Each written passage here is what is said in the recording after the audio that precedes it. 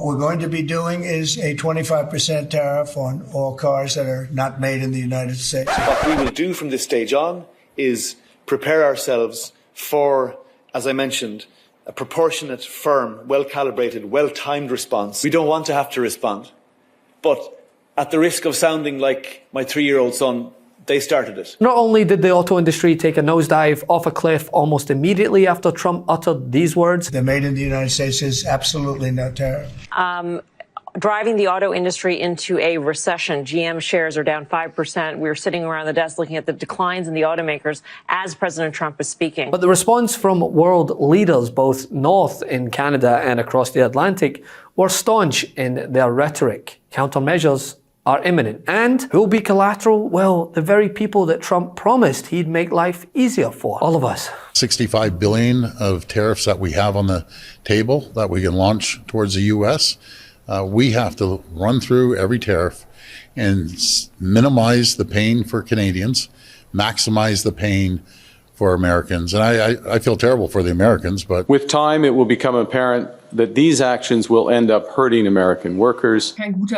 This is bad for international trade, growth, prosperity and jobs, not only in Germany and Europe, but also in the US. With 401ks dwindling faster than a glass of champagne in Pete Hegseth's hand, I know I wrote that, but it's still funny. Trump, of course, sought to divert attention away from the turmoil at home by promising more tariffs to the United States, but Fords and Chevys made in the United States, all those prices are going to skyrocket. Now, could Republicans in Congress specifically be doing more to push the president to try to de-escalate his trade war? What leverage do you have?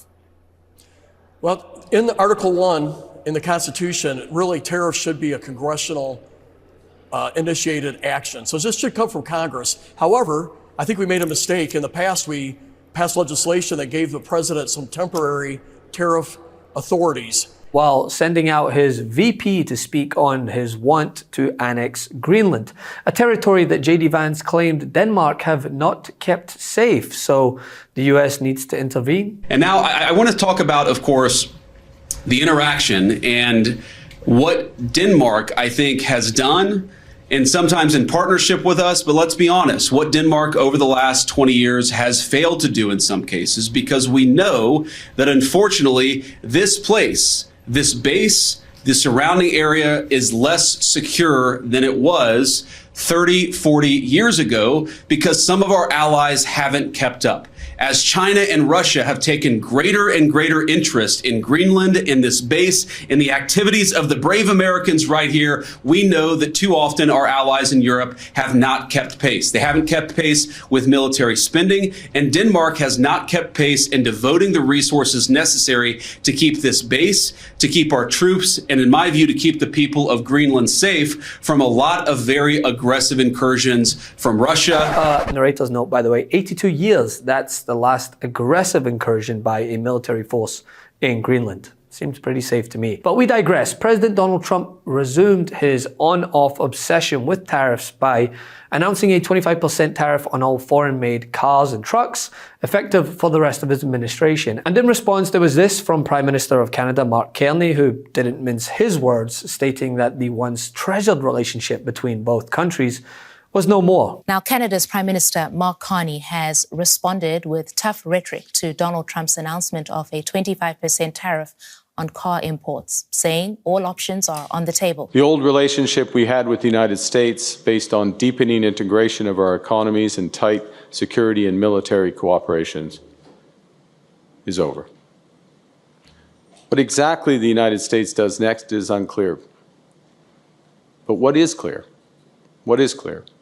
is that we, as Canadians, have agency. We have power.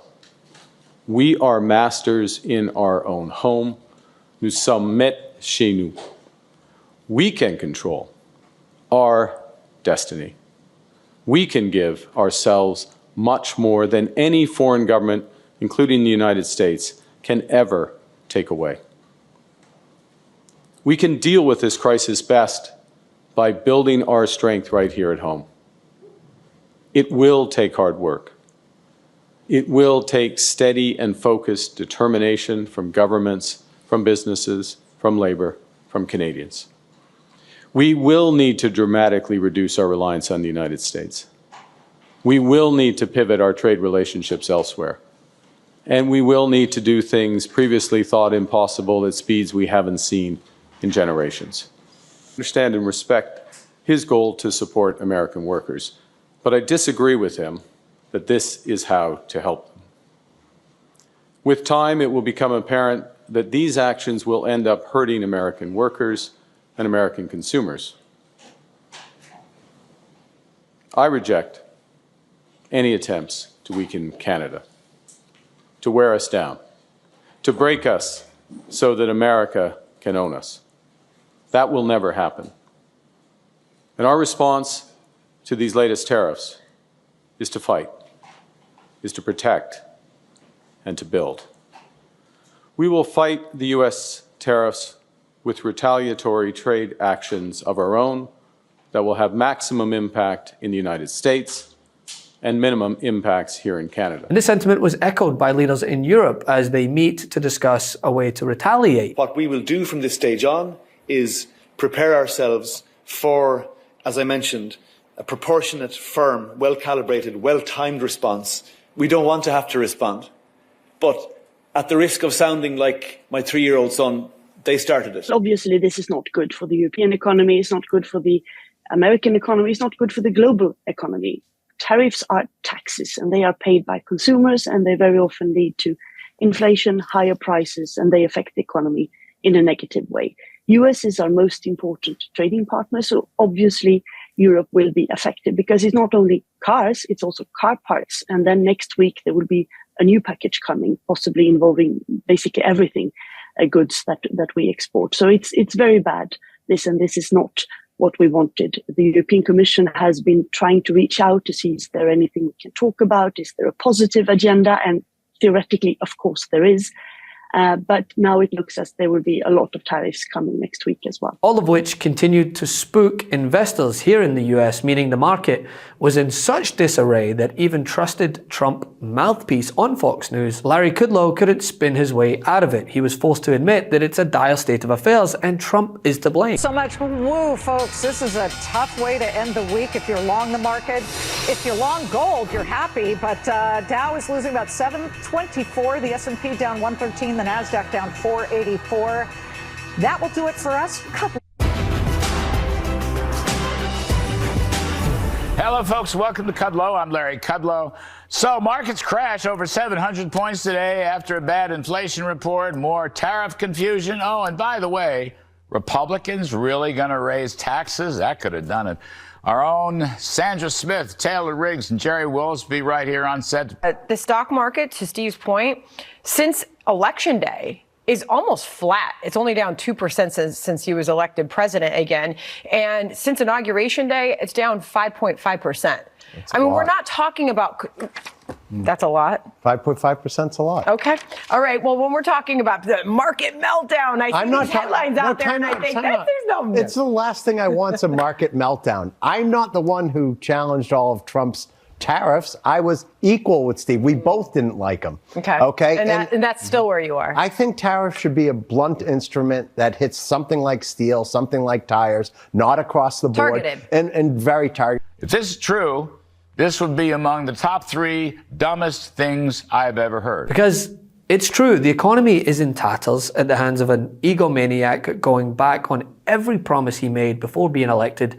And while members of his war cabinet are sending emojis and war codes side by side in the same group chat, involving strangers and anyone else who maybe wants access to the nuke codes, he's waging a trade war in the hopes that it makes it look like he's actually doing something other than causing complete chaos. Donald Trump's ratings on handling the economy, inflation, cost of living are all tanking. And we're seeing this administration's incompetence and recklessness on a scale unimaginable. I'm sure you guys saw this incredible Jeffrey Goldberg piece from right before we got on air a couple years ago about Goldberg, who is a journalist at The Atlantic, being invited into a private Signal chat with all of our national security heads. So Rubio, Hegseth, Waltz, Tulsi Gabbard, Scott Bessent's in there, et cetera. And they are planning on just Signal to drop bombs in Yemen. So they're not doing this in a skiff. They're doing it on an app that you and I, we all have on our phones.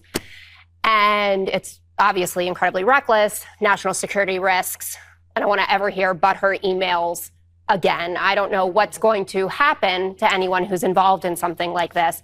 But on top of it, you have the vice president. He's in there as well, contradicting Donald Trump on his policy on Europe. So all of this is going on. We're only a couple months into this administration.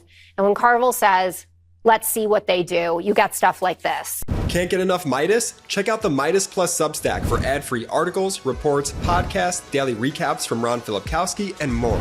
Sign up for free now at MeidasPlus.com.